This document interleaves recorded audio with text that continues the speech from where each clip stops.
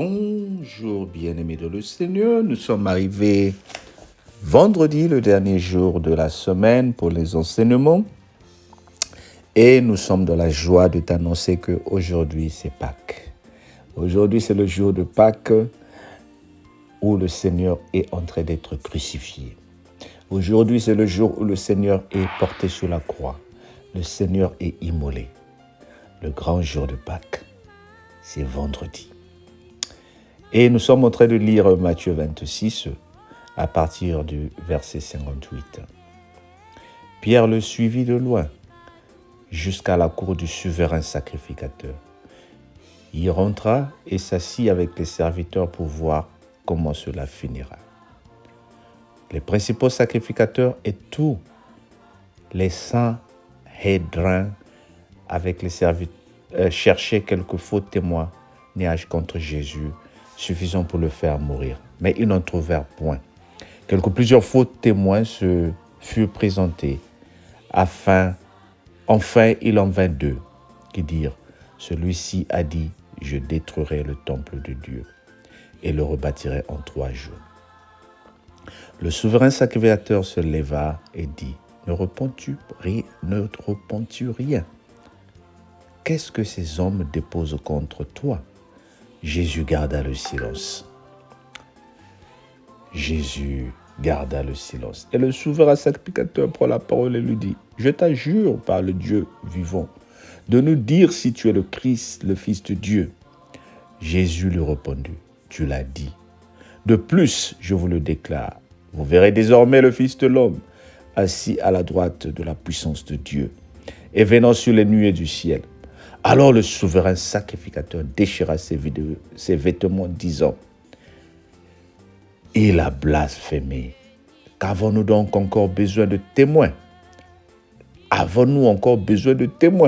Voici, vous venez d'entendre un blasphème. Ô Jésus. » 56. Que vous en semble? Ils répondirent, il mérite la mort. Là-dessus, ils crachèrent au visage et lui donnèrent des coups de poing et de soufflets en disant, « Christ, prophétise, dis-nous qui t'a frappé. » Cependant, Pierre était assis dehors de la cour.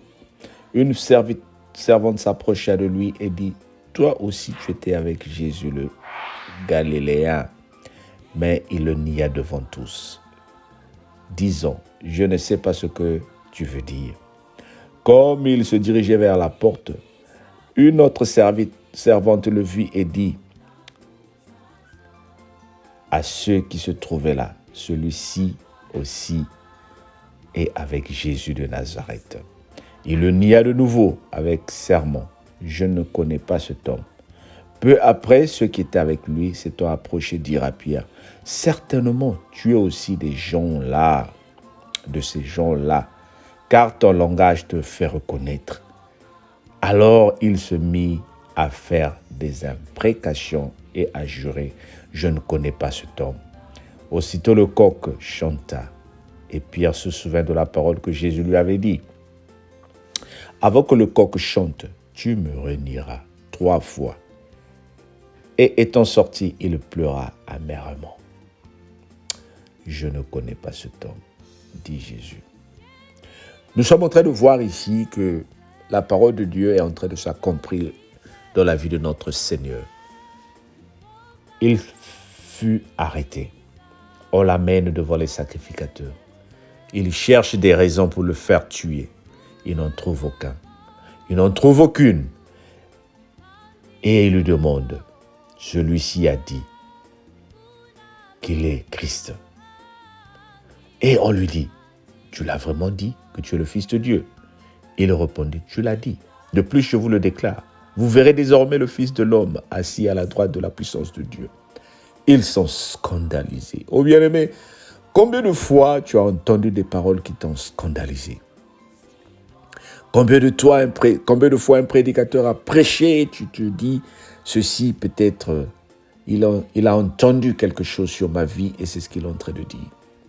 Mais le Seigneur est là pour te révéler les choses cachées. Le Seigneur est là pour nous révéler les choses cachées. Dieu est venu sur terre. Jésus-Christ notre Seigneur. Il dit, vous verrez ma gloire. Vous verrez le Fils de l'homme assis à la droite. Et pour les Juifs, c'est un blasphème. Parce que eux, ils n'avaient jamais connu une personne qui dit qu'il va s'asseoir à la droite de Dieu. Pour eux, Dieu, on ne s'approche pas de Dieu. Pour eux, Dieu, c'est l'être suprême qui est au-dessus de tout, où on ne peut pas avoir de communication avec lui. Sinon, passer par les animaux. C'est ce qu'ils ont connu. Sinon, faire des sacrifices. Sinon, brûler les agneaux. C'est ce qu'ils ont connu. Mais la Pâque vivante, la Pâque immolée est venue sur terre, Jésus-Christ, qui a essayé de leur montrer que je viens pour briser ce pont-là qu'il y avait entre vous et le Père. Je viens pour vous réconcilier avec le Père. Vous n'aurez plus besoin de tuer les animaux, d'immoler l'agneau pour recevoir la grâce de Dieu. Il suffit seulement de reconnaître que je suis le chemin vers le Père et tout est réglé. Il se dit c'est un blasphème. Le monsieur mérite la mort. Et ils ont délibéré et conclu qu'il devait être tué. D'un autre côté, Pierre, qui avait promis à Jésus-Christ que je ne te rénierai jamais, je serai toujours avec toi. 3 fois, on l'a demandé s'il était avec Jésus. Il a dit, je ne connais pas ce monsieur. L'apôtre Pierre a refusé Jésus. Mais après, quand le coq a chanté trop, après l'avoir renié pour la 3e fois, il s'est souvenu, Jésus l'a prévenu.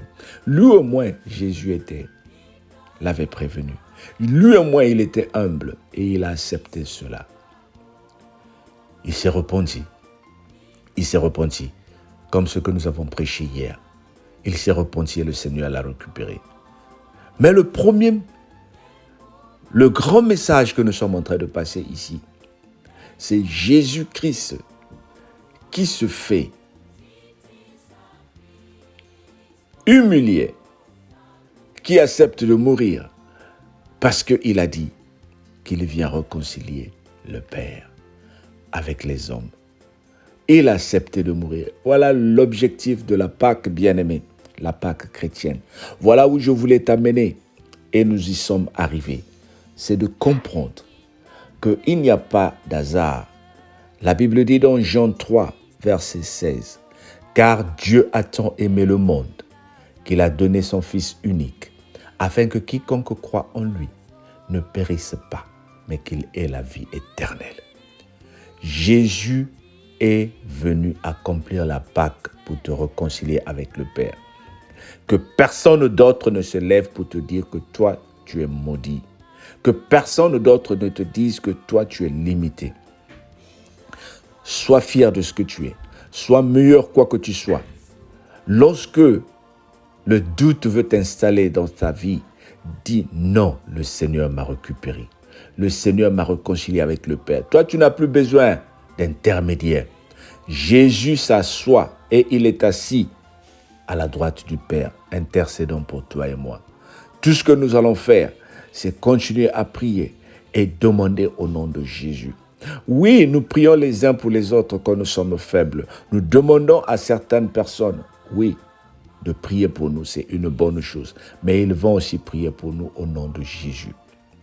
Bien-aimé, l'heure est arrivée où toi maintenant tu dois réaliser que Dieu a sacrifié Jésus-Christ pour toi. Jésus-Christ est venu pour accomplir la Pâque chrétienne.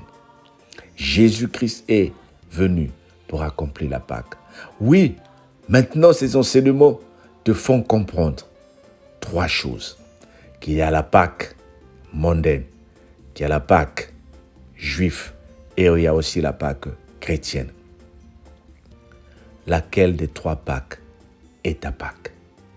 Tu vas me dire que ces choses-là se sont passées dans l'ancien temps. Oh, la Pâque mondaine, c'est passé. Non, elle n'est pas encore passée. La Pâque mondaine est là, bien-aimé. Si tu fais le tour des magasins, tu vas voir les gens vendre les chocolats. Les gens se partager les chocolats.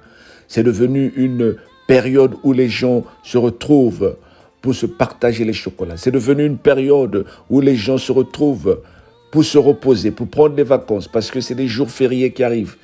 Et c'est des retrouvailles qui font que nous nous écartons souvent aussi de la voix du Seigneur. C'est ces retrouvailles qui font que nous sommes distraits, nous ne pouvons plus prier. Alors là, tu es en train de vivre la Pâque mondaine. Je ne t'interdis pas de voyager. Je ne dis pas que tu ne dois pas vivre avec ta famille. Bien sûr, ce sont des moments de repos, des vacances où nous nous retrouvons. Mais souviens-toi que c'est arrivé à cause de la Pâque. Ne vis pas la Pâque mondaine.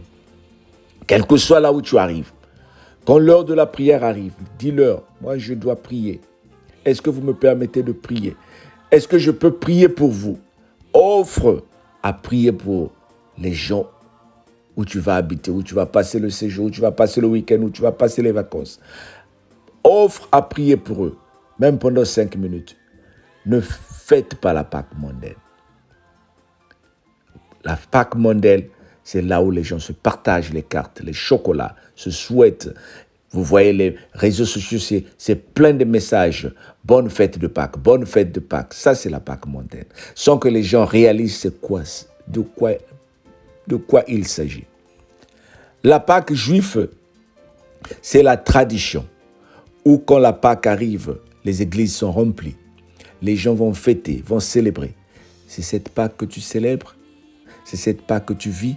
La Pâque juive, c'est là où les gens sont en train de faire le carême pendant 40 jours sans réaliser pourquoi il faut faire le carême. La Pâque juive, c'est là où les gens sont en train de ne pas vouloir manger, en train de jeûner sans comprendre pourquoi. La tradition. Certains l'église continuent à le faire. C'est une bonne chose. Mais tant que tu ne jeûnes pas pour commémorer la Pâque chrétienne, pour vivre le pardon, pour vivre l'amour du Seigneur, tu es encore dans la Pâque juive, la Pâque traditionnelle. Tu célèbres juste la sortie des enfants d'Israël de l'Égypte. Mais dans la Pâque chrétienne, c'est là où toi tu es en train de comprendre que le Seigneur t'a récupéré. Le Seigneur t'a récupéré. Le Seigneur est mort pour toi. Il t'a libéré. Il t'a donné son nom afin qu'au nom de Jésus, toi tu déclares des paroles.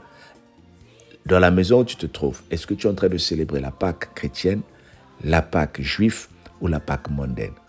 Choisis et réponds à toi-même. Que le Seigneur te bénisse.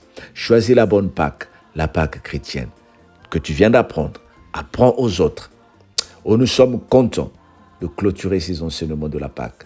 Que le Seigneur te bénisse et que le Seigneur te dise encore comment le glorifier et le sanctifier. Amen. Nous sommes arrivés à la fin de ces enseignements concernant la Pâque.